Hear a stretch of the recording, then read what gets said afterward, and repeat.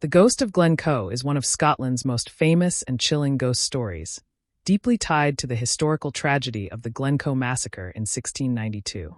Glencoe, a remote and picturesque valley in the Scottish Highlands, has long been the setting of stories both haunting and tragic. However, one story in particular stands out, a tale tied to betrayal, bloodshed, and a lingering curse. The ghost story begins long before any spectre was sighted on the rugged hills of Glencoe. In 1692, a horrific betrayal took place during the reign of King William III. The MacDonald clan of Glencoe, who had pledged their loyalty to the king, were invited by government soldiers to stay in the valley under a promise of safe passage. Unbeknownst to them, the soldiers had been secretly ordered to massacre the MacDonalds. Over the course of a single night, in the dead of winter, 38 MacDonald men were slaughtered, and many more women and children were left to perish in the cold after their homes were burned. The massacre was brutal and swift, an act of deceit and treachery that shook Scotland to its core. As a result of the massacre, many of the surviving MacDonald clan believed that the spirits of their fallen kin would never rest until they had taken vengeance on those responsible. It didn't take long for strange occurrences to be reported in the valley. The ghostly figures began to appear shortly after the massacre, with many claiming they saw shadows moving through the mist or heard unearthly wailing carried on the wind. But the most chilling of all was the figure of a pale, spectral man who was said to walk the moors and mountains at night, his face twisted in an expression of eternal sorrow and rage. This ghost was none other than Alastair MacDonald, the son of the clan chief, who had been one of the massacre's victims. According to local legend, Alastair's spirit could not rest due to the brutal way he had died, slain in the cold early hours of the morning, a victim of the betrayal. Alastair's ghost was said to appear on the anniversary of the massacre, dressed in tattered Highland garb, his hair wild and face covered in blood. He would walk the hills of Glencoe, his mournful cry echoing in the night, as if calling for his clan to rise from the dead and take vengeance.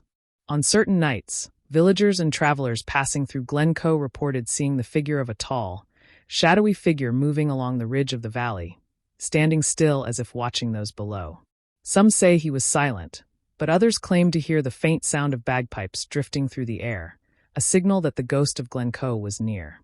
The MacDonald ghost was not just an apparition, but a force of nature. Those who encountered him felt an overwhelming sense of dread. Some said they were overcome with a sense of helplessness, as though they were being weighed down by the very tragedy that had taken place in the valley. Others reported that they could hear whispers in the wind, voices calling from the beyond, recounting the deaths of those who had perished that fateful night. A curse upon the soldiers. But Alastair's spirit was not the only ghost said to haunt the valley. The soldiers who had carried out the massacre, many of whom were from the Campbell clan, were rumored to have been cursed by the spirits of Glencoe. The curse was said to bring misfortune upon those who had participated in the slaughter. Some of the soldiers who survived the massacre died in strange and mysterious ways, while others were said to have seen the ghostly figures of the MacDonalds appearing in their dreams, warning them of their impending doom. It is said that the MacDonald ghost also sought revenge on the Campbell family and anyone who had been involved in the massacre, and for generations after, the Campbells lived in fear of the MacDonald spirits. People whispered that the Campbells would never be truly free of the ghostly presence in Glencoe until the sins of their ancestors were atoned for.